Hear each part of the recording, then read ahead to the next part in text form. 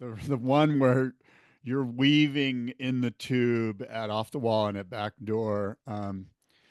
Tell me a little bit about that surfboard. And I want to know, was this a specific goal of yours? Were you paddling out and going, I'm going to break my line and weave through this tube?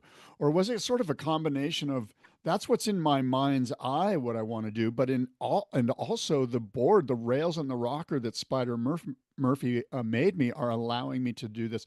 What was going on there? Yeah, I think there was both evolution and revolution. I grew up at a place called the Bay of Plenty. It was right in front of my home. And the Bay of Plenty was a sandbar break, but it had this long jetty that went out. And at the time, I think the Bay of Plenty had the longest tube rides in the world.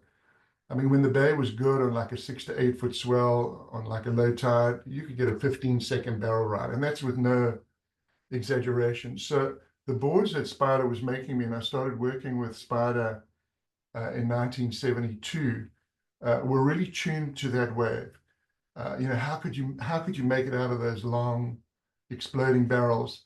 So we started working, and I think Spider was the first guy to do it, to do single concave under my front foot for acceleration, and then flowing out to concave V's to double concave through the tail. I mean, we were hampered, comparing this generation to our generation. We had a single fin, man. I had an 8 1/4 inch single fin with a 6 inch base made out of either marine plywood or gelatine. I like really stiff fins with a super narrow tail. Like my 7 footers, those 7 footers in Hawaii were like 11 inches. I mean, it was a super, super tight tail. But I found that the riding inside the tube and really starting to turn inside the tube was, it sounds funny, but it certainly was instinctive. It just came from, I think it came from a motivation to make those waves.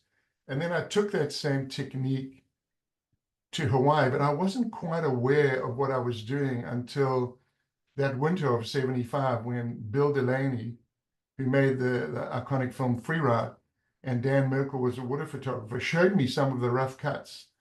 And I looked at this footage. I'd never seen footage of myself inside the tube in slow motion.